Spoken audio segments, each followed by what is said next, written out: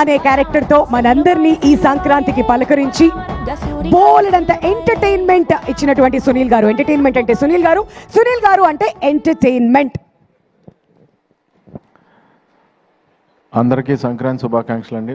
ఇక్కడికి వచ్చిన వాళ్ళందరికీ కూడా ఈ సినిమాని ఇంత బాగా ఆదరించిన ప్రతి ప్రేక్షకుడికి అందరికీ కూడా చాలా చాలా చాలా థ్యాంక్స్ అండి. ఎందుకంటే ఇది నాకు కొంచెం స్పెషల్, నాకైతే స్పెషల్ సంక్రాంతి.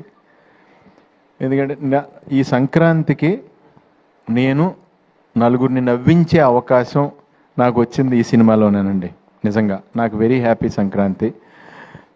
థ్యాంక్ యూ తమ్ముడు. కిషోర్ని నేను ఎప్పుడు ఇంతకుముందు చిత్రలహరి అయ్యి చేసేటప్పుడు కిషోర్ని అంటూ ఉండేవాడిని, రియల్ లైఫ్లో చాలా స్పాంటేనియస్. తనను కలిస్తే అరగంట మాట్లాడామంటే మనం ఆల్మోస్ట్ అరగంట కూడా నవ్వుతూనే ఉంటాం. అంత నీట్గా ప్రజెన్స్ ఆఫ్ మైండ్ ఉంటుంది. వేసే డైలాగులన్నీ కూడా మన అంత నీట్గానే ఎంటర్టైన్ చేస్తాయి. ఎక్కడ ఎవరిని హర్ట్ చేసేలా ఉండవు ఏమి. నాకు చాలా ఇష్టం తిన కామెడీ ఎందులో పెడతాడని. అలాగే ఇంకా రవి గారిది నాది అంటే చాలా కాలం నుంచి ఫ్రెండ్షిప్ అండి. The most original frank human being నేను చూసింది రవితేజ్ గారిని. రవితేజ్ గారికి ఒక విషయంలో చాలా పుణ్యం ఉంటుందండి. ఎందుకంటే అది ఆయన టైం ఆయన వేస్ట్ చేసుకోకపోవడంతో పాటు మన టైం ఆయన వేస్ట్ చేయరు. అది నాకు బాగా నచ్చింది. ఎందుకంటే ఒక 1 minute చెప్పే మ్యాటర్ని ఆయన అరగంట చెప్పరు, ఎప్పుడు ½ minute చెప్తారు. సో మన టైం కూడా బాగా సేవ్ అయింది కదండి. ఏమైనా సంపాదించగలం, టైం మళ్ళీ సంపాదించలేం కదా. అందు గురించి ఆ రకంగా చాలా థ్యాంక్స్ అన్నయ్య. అండ్ నేను ఎప్పుడైనా మా షూటింగ్ కాకుండా ఎప్పుడన్నా ఎవరినన్నా కలుద్దామంటే నేను కలిసేది ఆయనేనండి, రవితేజ్ గారిని. So most original human being.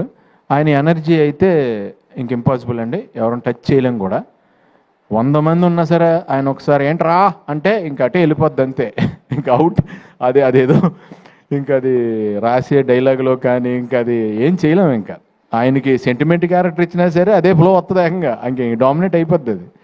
So ఈ సినిమా నాకు భీమవరం నుంచి నా ఫ్రెండ్ వర్మన్ తను ఫోన్ చేసి చాలా కాలం తర్వాత నాకు ఫోన్ చేశాడు. తను సినిమా చూసిన వెంటనే ఫోన్ చేసి, అరే చాలా కాలం అయిందిరా నీ కామెడీ చూసి నేను ఎంజాయ్ చేసి ఫుల్ ఫిలిము విపరీతంగా నవ్వుకుని ఎంజాయ్ చేశాను రా, నిజంగా కడుపు నిండిపోయిందిరా ఈ పండక్కి, చాలా బాగా చేసావు అని నా ఫ్రెండ్స్ నుంచి కూడా నాకు మంచి అప్లాజ్ తెచ్చిన సినిమా అండి. అలాగే సుధాకర్ గారు, మీరు అందరూ ఇప్పుడు చూశారు కదా సుధాకర్ గారు ఎంత ప్యూరో. మీకు ఇంకోటి ఏంటంటే చెప్పేశారు వెంటనే, ఆయన చేయి కూడా చూపించారు. సో అంత ప్యూరెస్ట్ ప్రొడ్యూసర్ మాకు ఆయన.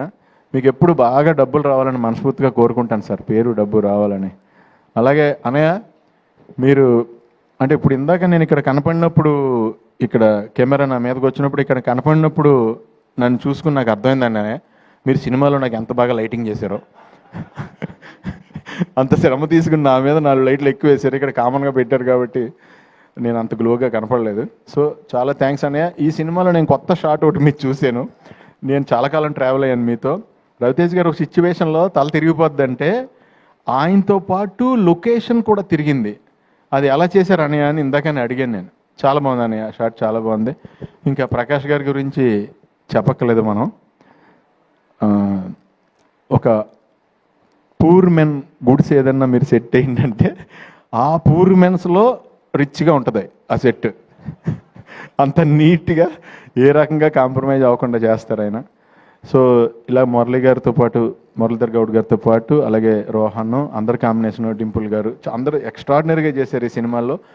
నాకు ఆ సినిమా చూసినప్పుడు నిజంగా డింపుల్ గారు మిమ్మల్ని చూసి కొంచెం భయం వేసింది కూడా. అంటే ఒక టఫ్ సిచ్యువేషన్లో కోపంగా అలా చూస్తారు కదా, ఆ కళ్ళు చూసి ఎప్పుడైనా ఇంట్లో అయినా పెద్ద పెంట అయిపోద్దా, ఏమైనా గొడవ అయిపోద్దా, దొరికేసినట్టేనా అనుకున్నా.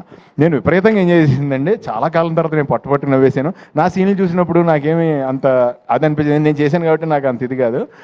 వెన్నెల కిషోర్ గారి 2-3 డైలాగ్స్కి విపరీతంగా నవ్వాను. సత్య గారిది దొరికేసిన తర్వాత రియాక్షన్, కవర్ చేసి రియాక్షన్ ఒకటి ఉంటుంది, దానికి విపరీతంగా నవ్వా. మెయిన్ అండి తిన రోహన్ ఎలా కవర్ చేయాలో తెలియక దొరికేస్తున్నాడని హీరో, బాబాయ్ గర్భసంచిలో నొప్పి వచ్చేస్తున్నావు బాబాయ్ అంటే, ఈయన తర్వాత నీకు గర్భసంచి ఎందుకు ఉంటుందిరా, ఓవరాక్షన్ చేస్తున్నావు ఏంట్రా, నీకు గర్భసంచి ఎలా ఉంటుందిరా అంటే దానికి విపరీతంగా నవ్వుకున్నానండి ఆ సిచ్యువేషన్ ప్రకారం.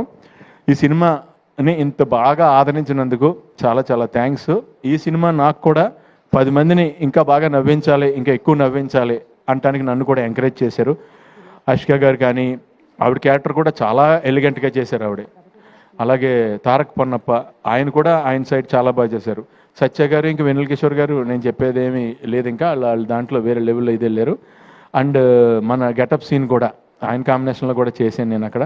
అందరం కూడా ఇదండి జనరల్గానే రవి గారి షూటింగ్ అంటే ఇప్పుడు ఆయనతో మనం మాట్లాడుతుంటే ఎలా ఉంటుందో, షూటింగ్ చేసినప్పుడు కూడా పెద్ద ఏదో బీభత్సమైన షూటింగ్ జరుగుతుంది ఇక్కడ అన్నట్టు ఉండదు, పండగలానే ఉంటుంది.